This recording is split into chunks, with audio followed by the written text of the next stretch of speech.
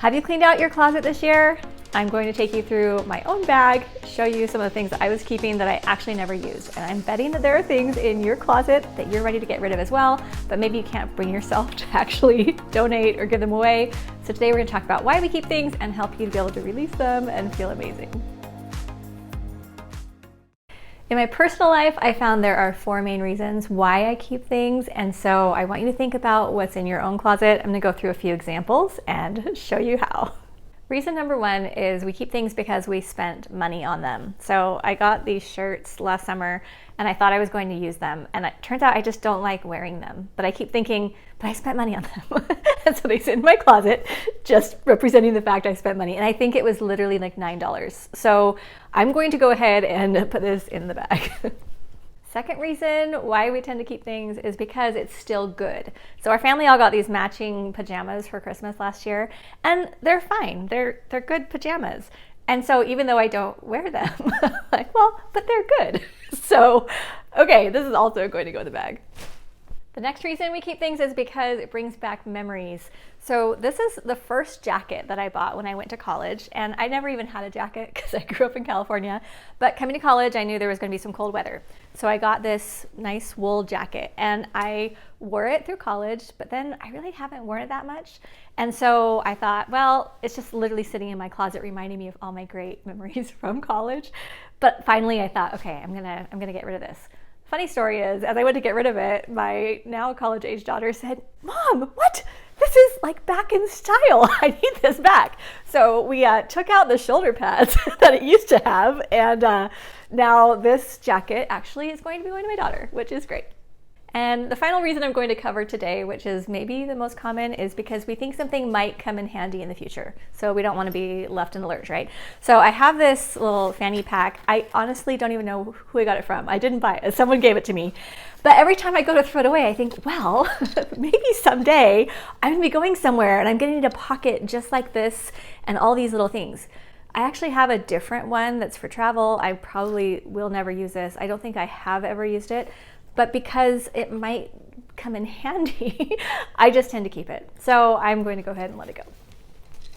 So even though we've gone over those 4 reasons and our logical part of our brain says, sure, we can get rid of those, sometimes it still is hard, which I totally get. So I'm just going to share a few things to keep in mind that have helped me personally.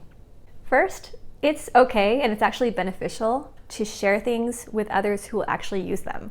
As we've been in between takes here, I've been talking to my daughter, who's my videographer here, and we've been laughing about the coat because she's like, I'm so excited to wear this. I love this, and it's something you wore when you were my age, and she's thrilled about it. And here I've been keeping it in my closet. She said, Mom, I told you 2 years ago I wanted that coat, and you said no, you wanted to keep it. So if I had just given it to her 2 years ago, she could have had 2 more years to enjoy it instead of it just literally sitting in my closet because it was a memory.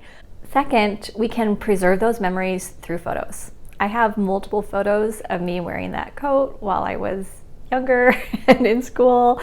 Those photos are the great memories. I don't have to keep the item. And we've talked about this before on the channel, and I just want to reiterate it.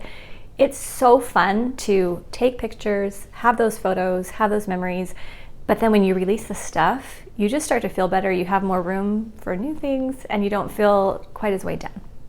Number 3, it's okay to admit that we've made a bad purchase. There are probably, I don't know, 8 to 10 items in that bag right now that I would label as just bad purchases. It was a dress that actually was a little too short and I wouldn't wear it.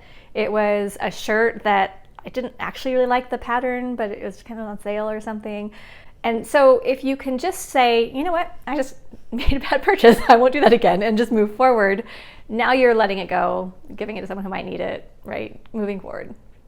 And the final point I want to share, thing to remember, is that it is very rare that that one specific item will be the only solution for a future problem or challenge or opportunity that might come to you.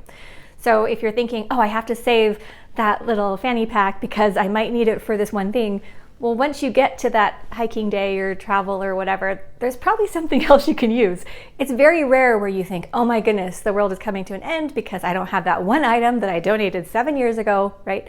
So I think it's just taking the pressure off ourselves and recognizing that if we might have a need for it someday in the future, there's probably 15 other things that we could use in its place. So that just helps us realize, you know what, I'm gonna be okay. I talk about organizing a lot here on the channel, but really I don't think of myself as an organizer. My goal is to help you to make room for the things that are most important to you in your home, your office, your life. And I really feel like our closets are metaphors for our lives. When we have just so much stuff and we're keeping everything, typically the same thing is happening in our time, on our calendar throughout the rest of our lives. So here at Learn to Become, we want you just to keep the things that fuel you.